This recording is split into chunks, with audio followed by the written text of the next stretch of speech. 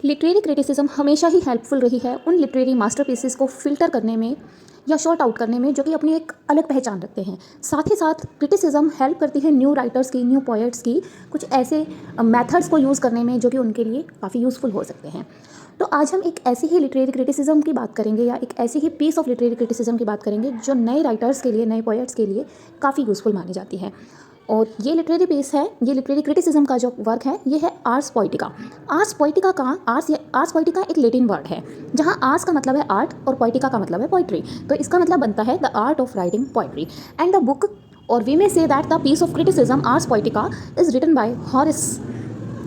Horace ने Latin literature में literary criticism की एक नई ट्रेडिशन को काफ़ी पॉपुलराइज्ड किया, और उन्होंने ये जो ट्रेडिशन थी या हम कहेंगे ये जो वर्क था लिटरेरी क्रिटिसिज्म का, ये फर्स्ट सेंचुरी में लिखा। हॉरेस की आर्स पोइटिका 541 लाइन्स की एक लॉन्ग पोएम है जिसमें वो ऐसे सर्टेन रूल्स के बारे में हमें बताता है जो कि पोइट्री और ड्रामा की राइटिंग से रिलेटेड है। मतलब वो हमें बताता है आर्स पोइटिका में कि पोइट्री और ड्रामा को लिखने के लिए किन रूल्स को फॉलो करना चाहिए।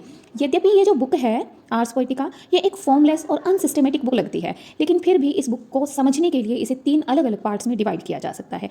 अगर हम फर्स्ट पार्ट की बात करते हैं तो फर्स्ट पार्ट पोइसेस कहलाता है। पोइसेस एक लैटिन वर्ड है जिसका मतलब क्या है, मैटर ऑफ पोइट्री या the subject matter of poetry. पोइसेस नाम के इस पार्ट में हॉरेस ने डिस्कस किया है कि एक पोइट्री का सब्जेक्ट क्या हो सकता है और क्या होना चाहिए, और फिर सेकंड पार्ट में वो डिस्कस करता है कि पोइट्री की फॉर्म क्या होनी चाहिए, मतलब पोइट्री को किस स्टाइल में लिखना चाहिए, कैसे लिखना चाहिए, और इस सेकंड पार्ट का नाम उसने पोएमा दिया है। और लास्ट पार्ट में ये पोएट्स को एडवाइस देता है कि किस तरह से उन्हें क्या रूल्स फॉलो करना चाहिए पोइट्री को लिखते समय या ड्रामा को लिखते समय, और साथ ही साथ वो ये भी एग्जामिन करता है कि पोइट्री के फंक्शंस क्या क्या होते हैं। और इस लास्ट पार्ट का नाम है पोइटा। पोइटा में वो पोएट्स को एडवाइस देता है कि उन्हें किस तरह के रूल्स फॉलो करना चाहिए, जो पोइट्री है या बुक है लिखने के बाद उन्हें कितने टाइम तक उसको रखना चाहिए पब्लिश कराने से पहले, और पोइट्री के क्या फंक्शन है, ये सब कुछ वो इस थर्ड पार्ट में डिस्कस करता है।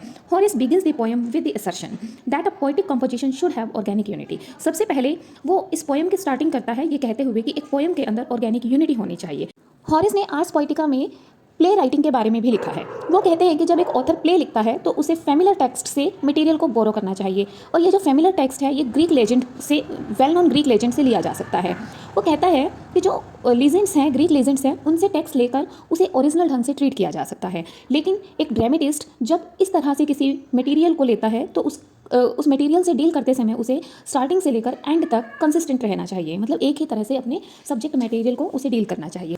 इसके बाद राइटर सब्जेक्ट मैटर के बारे में बताने के बाद राइटर हमें बताता है कि किस तरह के इवेंट्स को स्टेज पर दिखाया जाना चाहिए और किस तरह के इवेंट्स को स्टेज पर नहीं दिखाया जाना चाहिए। वो कहता है कि ऐसे इवेंट्स या ऐसी घटनाएं जो कि देखने में ऑफेंसिव लगती हैं उन्हें स्टेज पर एक्ट करते हुए नहीं दिखाया जाना चाहिए, बल्कि कि उन्हें शब्दों के माध्यम से रिपोर्ट करके स्टेज पर बता दिया जाना चाहिए, क्योंकि उसका मानना है कि कुछ ऐसे इवेंट्स होते हैं जो माइंड में अगर दिखाए जाकर माइंड तक पहुंचते हैं तो वो बहुत ही ज़्यादा हेटफुल या ऑफेंसिव लगते हैं, लेकिन इनका अफेक्ट थोड़ा कम हो जाता है अगर ये बताकर यानी कि सुनाकर रिपोर्ट किए जाए।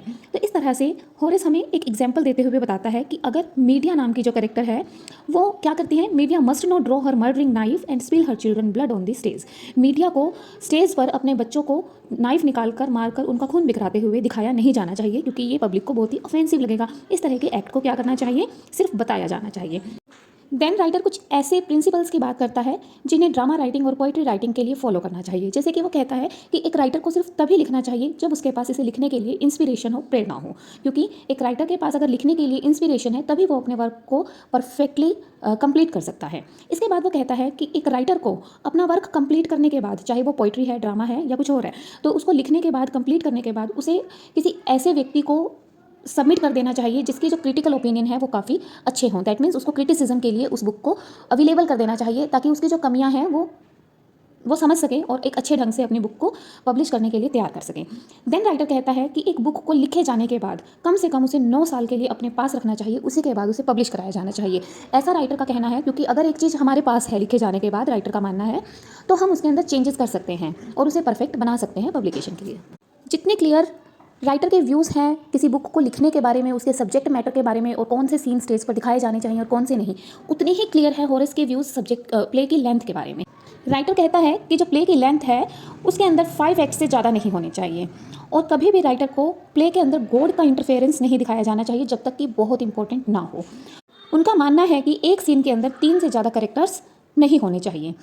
और हॉरेस की ये जो प्ले की लेंथ के बारे में, प्ले की लेंथ में उन्होंने क्या कहा, 5 एक्ट्स, जो है वो एक अच्छी लेंथ है प्ले के लिए। तो उनका मानना है कि जो प्ले की लेंथ है वो 5x से ज़्यादा ना हो। तो इस तरह से जो हॉरेस के व्यूज़ हैं प्ले की लेंथ को लेकर कि सबसे ज़्यादा ओरिजिनल अप्रोच मानी गई है, क्योंकि इससे पहले ना तो पोइटिक्स के अंदर और ना ही एंशियंट ग्रीक ड्रामा के अंदर प्ले की लेंथ के बारे में इस तरह से बताया गया था। Then he talks about chorus. Chorus हमें पता है क्या होता है। कोरस एक ऐसा समूह गान होता है, मतलब ग्रुप सिंगिंग होती है, जिसके अंदर की प्ले के कुछ पार्ट्स को गाकर बताया जाता है। अब राइटर हॉरेस का कहना है कि जो कोरस है वो ग्रीक ट्रेजेडी का एक इंटीग्रल पार्ट होता है और कोरस की जो इंपॉर्टेंस है वो बहुत ही ज़्यादा होती है। कोरस की इंपॉर्टेंस को बताते हुए उन्होंने क्या कहा है, देखिए, it's song should forward the action of the play. जो प्ले के अंदर सॉन्ग्स हैं यानी कि जो कोरस है वो इस तरह के होने चाहिए कि उससे प्ले का एक्शन आगे बढ़ता हो, मतलब वेस्ट सॉन्ग्स को उसके अंदर ऐड नहीं किया जाना चाहिए, बल्कि एक सॉन्ग भी ऐसा हो जिसके अंदर की प्ले की कहानी आगे बढ़ती हो। And it must back the good and give says council. और साथ ही साथ ये जो कोरस है या ये जो समूह गान है ये अच्छी काउंसिल यानी कि अच्छी सलाह देता हो। राइटर कहता है कि जो कोरस है वो प्ले की यूनिटी ऑफ एक्शन को डिस्टर्ब ना करता हो। इस तरह से ये जो कोरस है इसे प्लॉट के एक इनसेपरेटेबल पार्ट के तौर पर बनाया जाना चाहिए। राइटर कहता है कि इसके जो कमेंट्स हैं वो एक नोबल कॉज से रिलेटेड हो। दैट मीन्स ये जो कोरस है ये एक अच्छी सलाह ऑडियंस को देता हो और कभी भी कोरस को एक्ट्स के बीच में नहीं गाया जाना चाहिए। अब कोरस के बारे में बात करने के बाद राइटर बात करता है किसी भी प्ले के ड्रामेटिक स्टाइल के बारे में, और ड्रामेटिक स्टाइल और मीटर के बारे में बात करते हुए राइटर हमें बताता है कि कौन से मीटर, कौन सा स्टाइल ट्रेजेडी के लिए उपयुक्त है और कौन सा कॉमेडी के लिए यूजफुल है। अब राइटर कहता है कि एक ऐसा मीटर जिसके अंदर लॉन्ग सिलेबल को शॉर्ट सिलेबल से पहले रखा जाता है उसे आयम्बिक मीटर कहा जाता है, और स्पॉन्डी मीटर का नाम है एक, इसे कभी कभी चेंज के लिए, स्टाइल में चेंज के लिए यूज़ किया जा सकता है। मतलब क्या है कि एक कॉमेडी और ट्रेजेडी के अंदर आयम्बिक मीटर को यूज़ किया जा सकता है, लेकिन कभी कभी for the change of style हम स्पॉन्डिस को भी यूज़ कर सकते हैं। और यदि एक पोएट अपनी पोइट्री राइटिंग के अंदर एक्सीलेंस चाहता है तो उसे ग्रीक पोएट्स को दिन रात पढ़ना चाहिए और ग्रीक पोएट्स यानी कि ग्रीक मॉडल्स को स्ट्रिक्टली फॉलो करना चाहिए, ऐसा हॉरेस का मानना है और उन्होंने आर्ट्स पोएटिका में लिखा है। और यही जो व्यूज़ हैं कि ग्रीक मॉडल्स को फॉलो करना चाहिए, यही व्यूज़ पोप ने भी, अलेक्जेंडर पोप ने भी अपने ऐसे ऑन क्रिटिसिज्म में लिखा है। और वहाँ पर अलेक्जेंडर पोप कहते हैं कि be Homer's work your study and delight. Homer के वर्क को पढ़ो और एंजॉय करो। Read them by day and meditate by night. उन्हें दिन में पढ़ो और रात को उनमें मेडिटेशन करो ताकि तुम्हारी पोइट्री राइटिंग के अंदर एक्सीलेंस आ जाए। तो हम कह सकते हैं कि यहाँ पर पोप के और हॉरेस के जो व्यूज़ हैं ग्रीक मॉडल्स को लेकर वो काफ़ी मेल खाते हैं। इसके बाद राइटर कहते हैं कि the style should vary according to character and circumstances, कि एक पोएट को, एक ड्रामेटिस्ट को जो राइटिंग स्टाइल है वो सिचुएशन के अकॉर्डिंग और कैरेक्टर के अकॉर्डिंग अडेप्ट करना चाहिए, क्योंकि हॉरेस लिटरेचर में ओरिजिनलिटी के फेवर में रहे हैं। उनका मानना है कि जो लैंग्वेज है वो लिटरेचर के अंदर ओरिजिनलिटी को बना सकती है, और ये जो लैंग्वेज है इसको एक राइटर को कैरेक्टर की एज के अकॉर्डिंग, जेंडर के अकॉर्डिंग और सोशल स्टेटस के अकॉर्डिंग यूज़ करना चाहिए। अगर किसी की जो एज है तो उसी के अकॉर्डिंग उसकी लैंग्वेज भी होनी चाहिए। इसी तरह से उसकी सोशल स्टेचर को के अकॉर्डिंग, उसकी एजुकेशन के अकॉर्डिंग कैरेक्टर की ये जो लैंग्वेज है ये चेंज होती रहती है और होनी चाहिए। ऐसा किसका मानना है? हॉरेस का मानना है।